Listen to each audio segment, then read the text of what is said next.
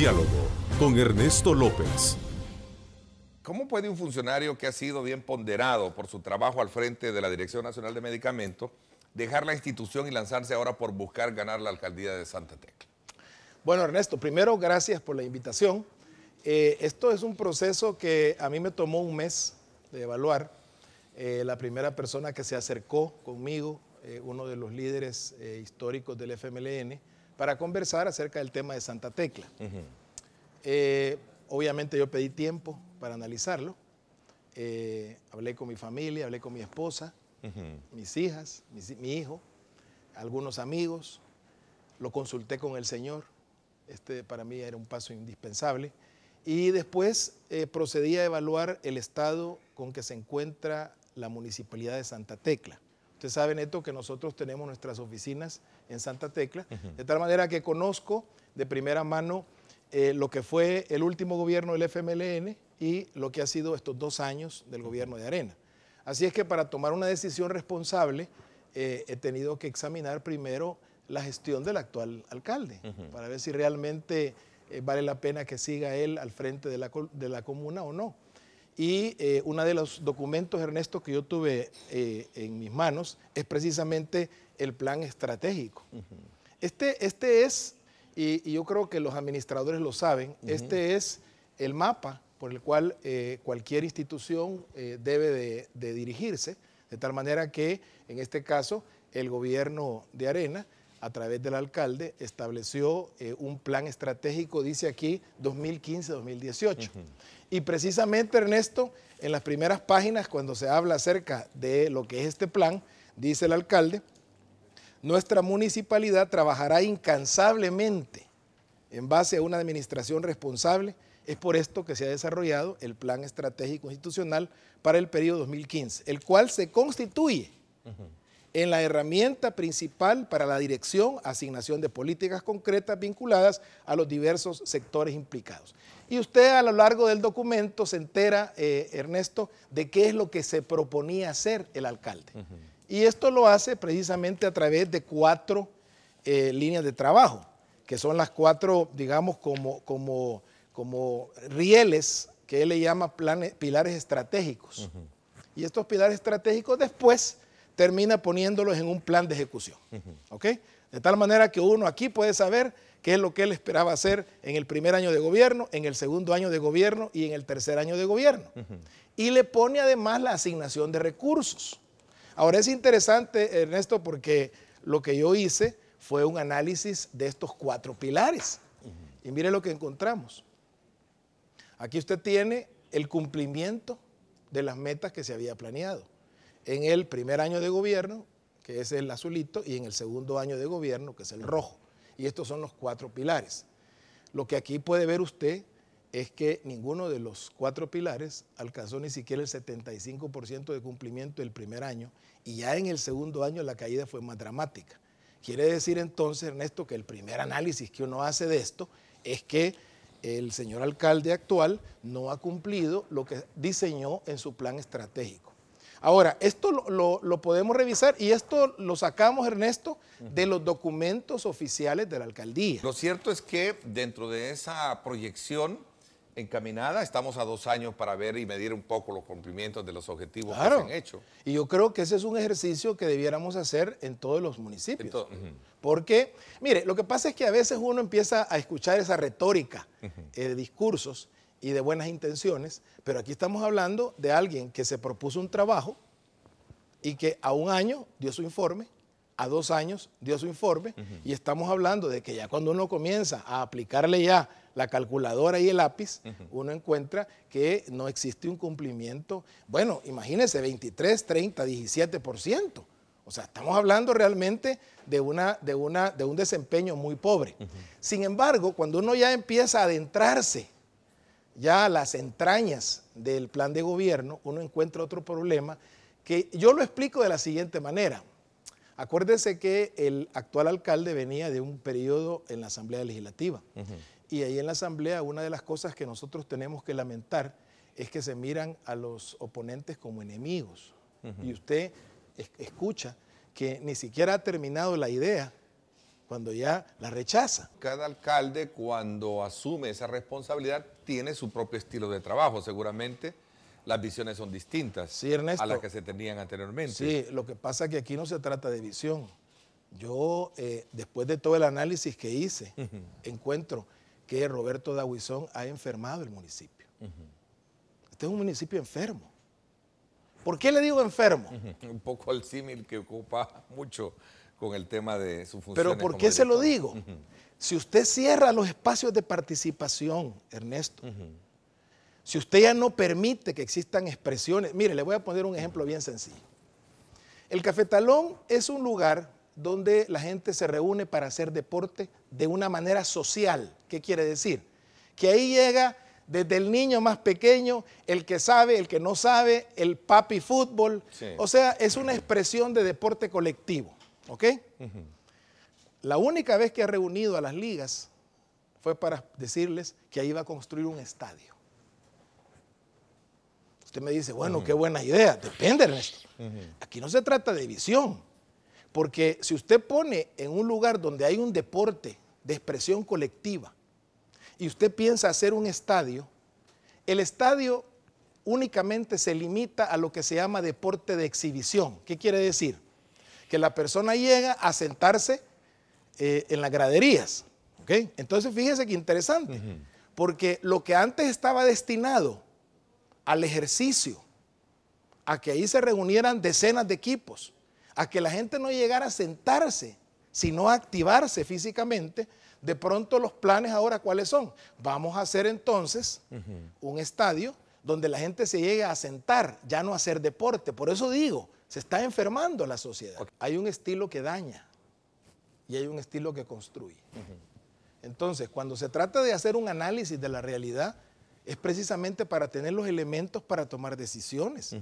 Y una de las cosas que definitivamente es urgente que se haga es regresar nuevamente a esas mesas donde participaba la ciudadanía, donde se expresaba el tecleño, donde había una comunidad, por ejemplo, una colonia, y ahí hay una directiva. Y esa directiva de la colonia, Ernesto, tiene la oportunidad de sentarse con el alcalde, con las autoridades y decir, miren, esto es lo que me duele. Entonces no se trata de estilos, se trata de realidades. Se trata de que realmente nosotros nos encontremos con la población en un ambiente donde se pueda escuchar. Hay que recordar, Ernesto, que yo no soy miembro del FMLN. Yo voy en mi calidad de aliado. He trabajado 10 años con el gobierno del FMLN. Conozco los procesos incluso que se han estado llevando a cabo, interesantes, de desarrollo, de crecimiento, de democracia. Y por otro lado, cuando ya concluimos la plática, empezamos a conversar ya sobre el tema de la conformación del Consejo. Ahí sí ya se nos había incorporado Calixto, que él es diputado y es el secretario departamental. Y estuvimos conversando y la pregunta de ellos es, ok, ¿cómo quiere componer su consejo? Sin embargo, ya el FMLN... Tuvo esa libertad de poder armarse. Por supuesto, fue de las primeras pláticas que sostuvimos. O sea, usted representa al ciudadano dentro de la estructura del partido. Por supuesto. Digamos. Ahora, lo interesante es que cuando yo consulté, porque obviamente ya ellos tenían un trabajo de meses para construir los perfiles de candidatos a los concejales, al síndico, entonces cuando yo me enteré de ese proceso que se había seguido y de cómo se había seleccionado, conocí en detalle uno a uno la composición de la propuesta que tenía Irma para concejales. A mí me pareció una propuesta fantástica.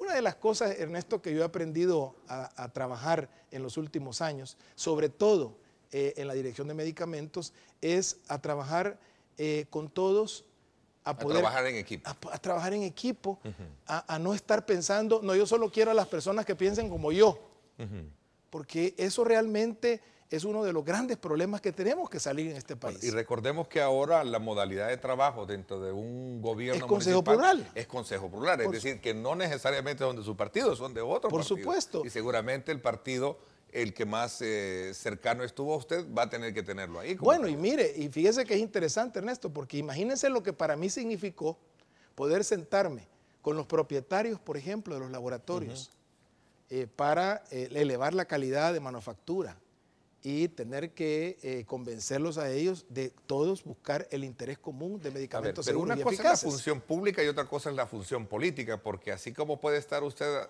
al frente, va a tener a su principal adversario más cercano al frente o viceversa. O si en este caso a usted le va a tocar estar al frente. Bueno, pero es que partimos de un hecho bien sencillo. ¿Es cierto que estamos buscando el interés de la ciudad? Porque si estamos buscando el interés de la ciudad, Ernesto, tenemos que tener puntos de encuentro. O sea, por eso, cuando usted habla del estilo de liderazgo, a mí me parece interesante esa situación. Y precisamente, aquí tengo por otro lado el plan estratégico. Fíjese qué interesante el título. Plan estratégico participativo. Este es el plan que el FMLN había construido para el gobierno de Santa Tecla. Y solamente voy a tomar una imagen. Aquí está cómo define la estructura organizativa del proceso de planificación estratégica. Fíjese que es interesante que solo lo mira usted una vez y se da cuenta de que aquí está hablando de la participación de toda la ciudadanía. Siendo un foráneo, si lo queremos ver dentro de la estructura de partido, ¿no teme usted tener, digamos, esa manipulación o influencia de su partido? Ya doctor? tengo...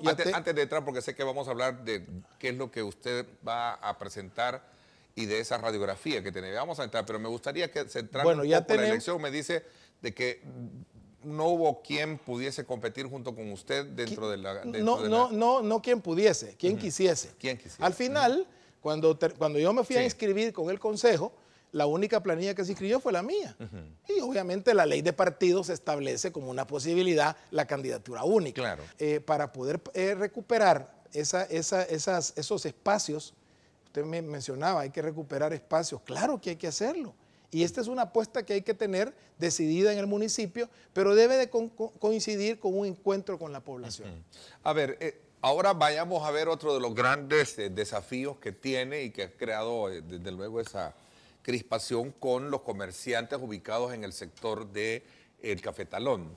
En su mayoría, la misma administración calificó que estos eran lugares donde se llegaba a ingerir licor y que precisamente eso era necesario sanearlo por el hecho de que ahí llegaban muchas familias y niños, no podían estar viendo ese montón de lugares como en su momento los calificaron ellos como chupaderos. ¿Qué haría usted alrededor de este tipo de medidas? Fíjese, Ernesto, que a mí me parece que esa es una falta de conocimiento del terreno. Precisamente hace poquito estuve yo con Rodolfo, que es una persona que hace unas tortas exquisitas ahí en el Cafetalón. Y estábamos conversando y precisamente enfrente de su negocio, que es un negocio muy sencillo, había una rastra con un restaurante que se había puesto ahí de comida rápida. Entonces uno se pregunta, bueno, pero ¿cuáles son las intenciones? Si lo que se trata es sustituir a los actuales comerciantes, a los actuales propietarios por otros, a mí me parece que esa es una mala intención. Ahora, que hay que ordenar el proceso, por supuesto. Pero mire, yo he platicado con este grupo de empresarios, tanto de los restaurantes que están por ahí, por el sector, y ellos no están en contra de ordenarse, Ernesto. Ellos no están en contra de hacer las cosas correctamente, pero ellos necesitan precisamente sentarse para conversar sus inquietudes, para conversar qué es lo que pueden hacer y qué es lo que se puede hacer en el municipio. Porque mire, si nosotros pensamos que el municipio va a ser únicamente un lugar para ir a dormir, estamos equivocados. O para ir a comerciar, estamos equivocados. O para poner restaurantes. No, es que el municipio es el lugar más dinámico que existe en la sociedad. Pero en el Cafetalón debe de cambiarse esa modalidad de los restaurantes que están a su alrededor. Afuera del Cafetalón. Fíjese que a mí me preocupa más lo que está sucediendo adentro del Cafetalón. Porque el problema del Cafetalón es que ese es un sitio que es un ícono ahí en Santa Tecla. Es un lugar de encuentro deportivo. Y mire, platicaba yo con una persona que estaba caminando ahí en la pista y me decía, usted no se imagina lo que yo siento cada vez que veo un camión cargado entrar a la mitad de los campos y pasarse por ahí impunemente, con el permiso de las autoridades. Se está destruyendo el lugar internamente.